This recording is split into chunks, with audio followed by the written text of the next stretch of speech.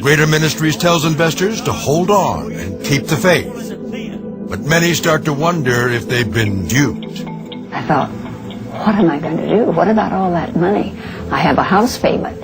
Uh-oh, what now? We'll just have to trust in the Lord, you know, and, well, I was hanging on with my fingernails, trusting in the Lord, but the money wasn't coming.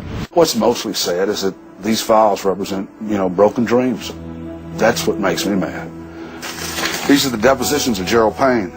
In 1999, Krebs takes up a case against Greater Ministries after an investor named Bill Smith suspects he has been defrauded.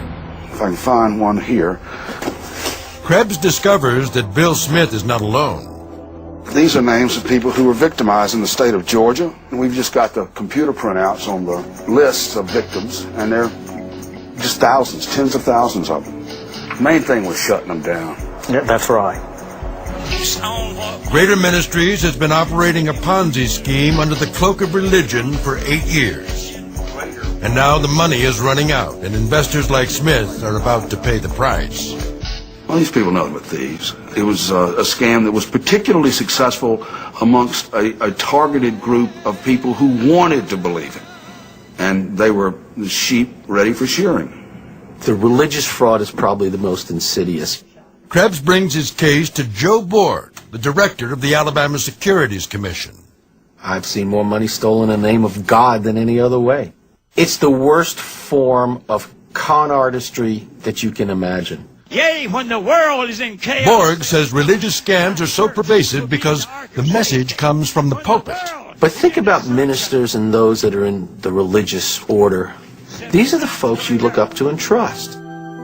Krebs and Borg start building their case, piece by piece. After we were gathering as much information as we can, tons of bank records, trying to figure out where money was going, verifying that no, the church didn't own any cargo ships. They weren't engaged in foreign currency transaction, and we found no evidence of gold or silver or, you know, mines in Africa.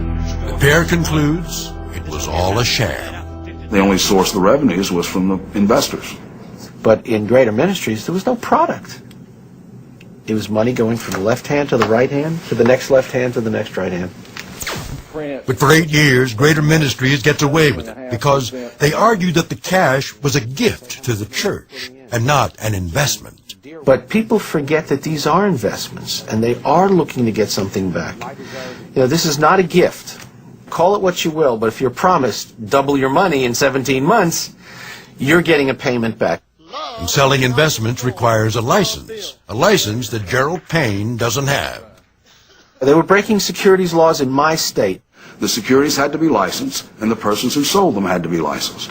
As Alabama authorities build their civil case, IRS agent Angelo Troncoso is closing in on Greater Ministries back in Tampa.